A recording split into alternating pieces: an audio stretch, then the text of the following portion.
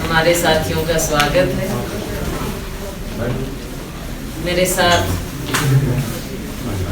हमारे कांग्रेस पार्टी के नेतागण यहाँ मौजूद हैं। सुभाष बत्रा जी हैं,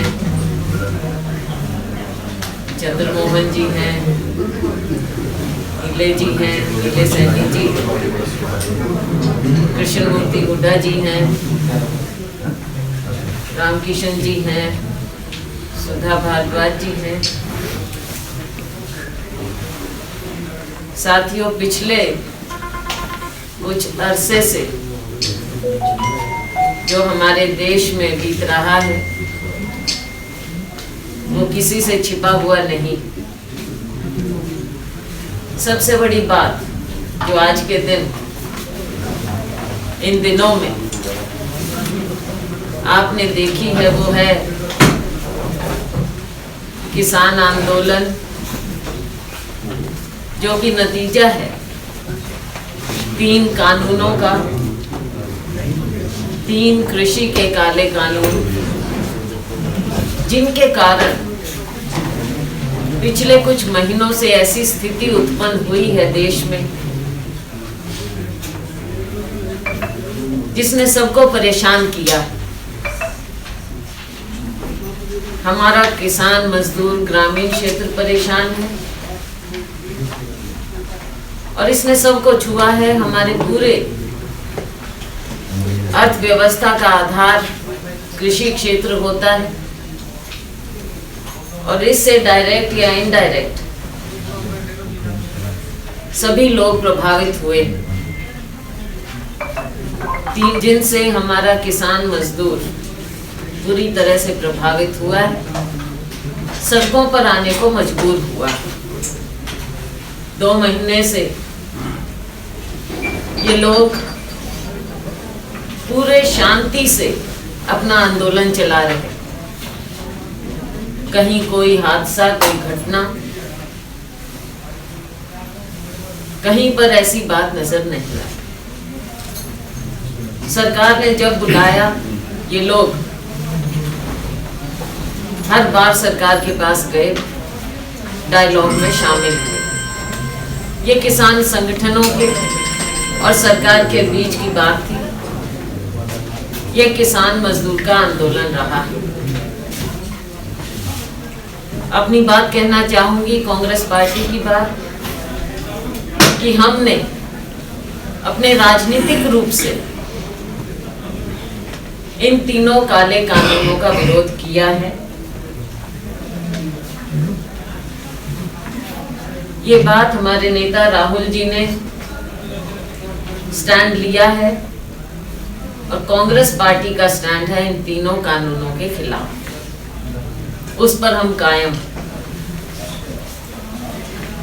हमारा संघर्ष निरंतर चलता रहा है और आगे आने वाले समय में स्थिति के मुताबिक चलेगा। चाहे वो सड़क पर हमें किसी रूप में करना हो और चाहे विधानसभा में या संसद में करना हो, क्योंकि हम राजनीतिक पार्टी हैं, प्रमुख विपक्षी दल हैं। हमारा दायित्व बनता है कि हम आम जन की आवाज को उठाएं। और आज ये सबसे बड़ा मुद्दा हमारे देश के सामने। साथियों, जो भी हुआ है इसके लिए, और पिछले कुछ दिनों में खास तौर से जो हुआ है और अभी भी हो रहा है, इसके लिए सीधे तौर पर भारतीय जनता पार्टी सरकार, मोदी सरकार कटघरे में खड़ी है। कितनी कोशिश की गई, लाख कोशिश की गई, मीडिया के माध्यम से, सोशल मीडिया के माध्यम से तरह तरह की बातें फैलाने की, लेकिन इन तथ्यों को कोई नहीं नकार सकता कि अब तक का आंदोलन शांतिपूर्वक बीतता गया। तो जो हुआ बहुत दुर्भाग्यपूर्ण हुआ, बहुत गलत हुआ। हर तरीके से हमें अपने गणतंत्र पर, अपने लोकतंत्र पर बहुत गर्व है, क्योंकि अनेकों कुर्बानियों के बाद हमें आज़ादी मिली।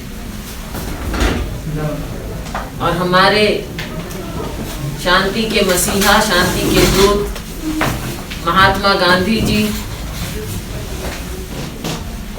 जिनका आज हम मार्टरडम डे मना रहे हैं, 11 बजे हम सब ने, आप सब ने मौन भी रखा। ये हमारी परंपरा रही। आज के दिन खास तौर पर हमें नहीं भूलना चाहिए उन असंख्य लोगों की कुर्बानियां, जिनके कारण हमारा ये गणतंत्र, हमारा ये लोकतंत्र इतना, उसकी नींव रखी गई और मजबूती से हम इतने दशक मना पाए। लाल किले पर जो हुआ, दुनिया ने देखा, शर्म की बात। लेकिन साथियों, इसके पीछे कौन से तत्व थे, कैसे ये हो पाया, इसके लिए सरकार को जवाब देना होगा। कौन से तत्व ऐसे थे जो वहां तक पहुंचे और कैसे पहुंचे? जब सरकार का बंदोबस्त पुख्ता होना चाहिए था, किसानों ने पहले से ही कहा था कि हम गणतंत्र दिवस को ट्रैक्टर रैली निकालेंगे, सरकार को मालूम।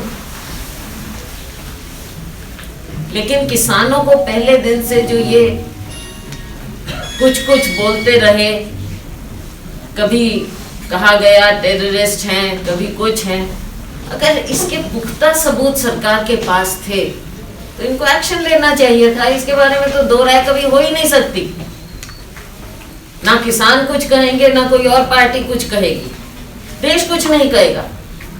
गलत तत्व हैं तो वो गलत हैं, उनको कोई क्यों डिफेंड करे, और करना नहीं चाहिए। उसके बारे में सरकार कुछ नहीं कह पाई, दिखा पाई, कर पाई। और फिर जब ये ट्रैक्टर रैली की शुरुआत हुई, पहले बातचीत नहीं की, फिर रास्ता, रूट तय करने में आपने इतना समय कैसे लगाया? क्यों ऐसे किया गया? व्यवस्था क्यों नहीं ठीक से की गई? आपने अलाउ करना था तो उसके इंतजाम भी होने चाहिए थे। और अगर कहीं कुछ लोग गलत आपको लगे तो आपको पहले ऐसी स्थिति को भांपना चाहिए था। आपकी खुफिया एजेंसी क्या कर रही थी? उसके बावजूद जो तत्व ऐसे ऊपर आए, सोशल मीडिया में आप देख लीजिए कौन से लोग हैं जो माननीय प्रधानमंत्री जी के साथ फोटो खिंचवा सकते हैं। मुझे नहीं लगता कि कोई आम आदमी खिंचवा सकता हो। माननीय गृह मंत्री जी के साथ, अब हमारे जैसों का थोड़ा ही है कि जो पब्लिक में जाते हैं कोई भी आके फोटो खिंचवा ले, ऐसा नहीं हो सकता। प्रधानमंत्री और गृह मंत्री के साथ, अब वो जिसने, एक आदमी जिसका नाम आया है, अब कहाँ है? क्या एक्शन लिया है आपने? आप किसानों को, उनके नेताओं को तो बुक कर रहे हैं, लेकिन जिसने सबसे बड़ा ये कार्य किया है लाल किले पर, वो कहाँ है? इस तरह के तत्व कौन हैं? उसके बारे में बताइए देश को। उनको बेनकाब कीजिए आप। किसानों को, औरों को क्या बेनकाब करोगे? वो तो है वहां पे, सब जानते हैं कौन है, लीडर हैं जिनसे आप बातचीत कर रहे थे, आज उन्हीं को आप बुक कर रहे हैं। क्या दिखा रहे हैं? ये तो शर्मसार सरकार को होना चाहिए कि ऐसी स्थिति आपने कैसे होने दी। तो साथियों, इस तरह की बातें, और फिर आपने देखा उसके बाद उसके बाद भी आपने क्या किया है? किसान नेताओं को उठाना चाह रहे हैं, उनको बुक करना चाह रहे हैं, और फिर जहां किसान बैठे हैं शांतिपूर्वक, फिर से वहां आप अपने भारतीय जनता पार्टी के लोगों को भेज रहे हो। वो भी बेनकाब हो रही है बातें। और पुलिस का क्या हाथ रहा है, वो भी बात सामने आ रही है। कल बॉर्डर पर क्या हुआ वो आपने देखा, कैसे लोगों को वहां पर भेज रहे हैं आप। तो ये कोई ऐसा नहीं लगता कि ये सरकार शांतिपूर्वक इस स्थिति से निपट सकती है या निपटना चाहती है। अंग्रेजों के जमाने की बात डिवाइड एंड रूल की थी, क्या आज के दिन ये सरकार डिवाइड एंड रूल करके देश को कहां लेकर जाएगी? आप क्या दिखा रहे हैं कि किसान एक तरफ हैं और बाकी कुछ लोग एक तरफ हैं जो अपने आप को ये भारतीय जनता पार्टी के जो बनते हैं इंटेलेक्चुअल, मीडिया में जो जिनसे आप कुछ कहलवाना चाहते हैं। देश को आप ऐसे नहीं बांट सकते। अन्नदाता को, मजदूर को आप ऐसे कटघरे में खड़ा नहीं कर सकते। आज के दिन देश में बंटवारा कर रहे हो आप, अपने समाज में बंटवारा कर रहे हो। ये कैसी सोच है? आप किसानों को, मजदूरों को कटघरे में खड़ा करके क्या दिखाओगे? आप कितने किसानों को आप पीछे करोगे? कितने किसानों को आप जेल में डालोगे? आप असलियत को नहीं पहचान रहे हो, ये आपका फेलियर है। जमीन की स्थिति को नहीं पहचान रहे हो, ये आपका फेलियर है। गणतंत्र दिवस को जो हुआ है, ये आपका फेलियर है। और अपना फेलियर बचाने के लिए जो कल आपने किया बॉर्डर्स पर, ये सरकार पूरी तरह से कटघरे में खड़ी। सिचुएशन को संभालने की बजाय, बातचीत करने की बजाय, आप लोक लाज भूलकर राजहट पर आए हुए। ये लोकतंत्र की सोच नहीं हो सकती। ये लोकतंत्र में लोगों की आवाज ऊपर होती है। सरकारें गलतियां भी कर देती हैं, लेकिन अपनी गलती को सुधारना भी सरकार के हाथ में है। इस सरकार के हाथ में है। ये ना हो कि अब गलती पर गलती मैं इसलिए कह रही हूं कि बहुत भारी कीमत हो जाती, इसलिए गलती कहना ठीक होगा एक लोकतंत्र में। लेकिन ये सरकार कटघरे में खड़ी है। ऐसा नहीं है कि अनजाने में हुआ। एक चीज पर जिद, 3 कानूनों पर जिद, जो कानून मांगे नहीं गए हो, केवल जिनका फायदा कुछ धनाढ्य लोगों को मिल रहा हो। आप किसी किसान को कन्विंस करा पाए हैं आज तक कि ये उनके फेवर में? और अगर नहीं करा पाए तो वापस लेने में क्या हर्ज है? आप बाद में कन्विंस करवाइए, किसान कन्विंस हो जाएं। उसके बाद कुछ साल बाद आपको लगे कि किसान एक्सेप्ट करेंगे, उनसे बातचीत करके, तब भी आप उनको टेररिस्ट करार करते हैं, कभी एंटी नेशनल करार करते हैं। अकेले आप देशभक्त हैं और सारा देश एंटी नेशनल होता जा रहा है। जो इतने असंख्य लोग इसके साथ जुड़ते जा रहे हैं, क्या सब देशद्रोही हैं? ऐसे देश नहीं चलेगा। ये स्थिति जो पैदा हो रही है, और आप जो कांग्रेस के ऊपर उंगलियां उठाते हैं, क्या कांग्रेस ने गुमराह किया है किसानों को, मजदूरों को? आप मीडिया के साथ ही, आप खुद बताइए, कांग्रेस गुमराह कर रही है जा जाकर। आपके लोग बीच में घुसते हैं, कैसे लोगों को बर्बरता से पीटते हैं, निहत्थे किसानों के ऊपर। पुलिस की बात, आप पुलिस का एक दिखा, देखिए पुलिस प्रशासन, आपने उनको ट्रेन करना है, आपने उनको ऑर्डर्स देने। गृह मंत्रालय क्या कर रहा है? गृह मंत्रालय क्या कर रहा था, क्या ऑर्डर्स दे रहे थे? तो केवल पुलिस को दोषी नहीं ठहराया जा सकता इसमें कि पॉलिटिकल है, पॉलिटिकल लीडरशिप का फेलियर है। बीच में आप ऐसे तत्व घुसा देते हैं, पुलिस को ऐसे ऑर्डर्स दे देते हैं, मासूम लोगों को किस तरह से उनके ऊपर कभी अश्रु गैस, कभी लाठी चार्ज, कभी सिर फोड़ना, कहीं क्या हो रहा, कई महिलाओं को भेज दिया। इस तरह की नीति नहीं चल सकती। शरारतपूर्ण राजनीति मत करिए, सिचुएशन को टैकल कीजिए, सच्चे मन से कीजिए अगर आपकी मंशा है। ऐसी स्थिति में ना आ जाइए आप अहंकार के कारण कि अब हम आगे बढ़ गए हैं, अब पीछे कैसे आए। लोकतंत्र में लोगों की इच्छा के मुताबिक सरकार को चलना चाहिए, क्योंकि आपने एक रवैया अपना लिया, उसके पीछे तो आप ये नहीं कह सकते कि कांग्रेस पार्टी उनको करवा रही है इकट्ठा। कब तक आप ऐसे दूसरों को दोषी ठहराते हैं? ऐसे नहीं चलेगा साथियों। हरियाणा में हम आज महात्मा गांधी जी को याद करते हुए, जैसा मैंने कहा, हमारी कांग्रेस पार्टी का जो संघर्ष है वो चलता रहेगा। हम 3 तारीख से 5 तारीख तक फरवरी में हर ब्लॉक में शांति मार्च निकालेंगे। सद्भावना रहे, लोगों की आवाज सुनी जाए, लेकिन शांति से, शांति के दूत को याद करते हुए, उनकी कुर्बानी को याद करते हुए हम शांति की अपील करेंगे और लोकतंत्र में लोगों की आवाज सुनी जाए इसकी कामना भी करेंगे। 3 से 5 तक हर ब्लॉक में हरियाणा कांग्रेस के कार्यकर्ता लोग शांति मार्च करेंगे 3 से 5 फरवरी। इंटरनेट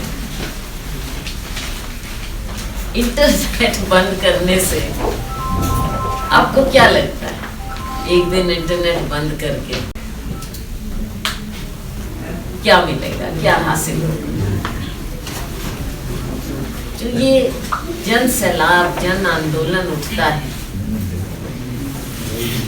ऐसे नहीं रुक सकता। आप लोगों का गला नहीं घोट सकते, आप उनकी आवाज को नहीं बंद कर सकते।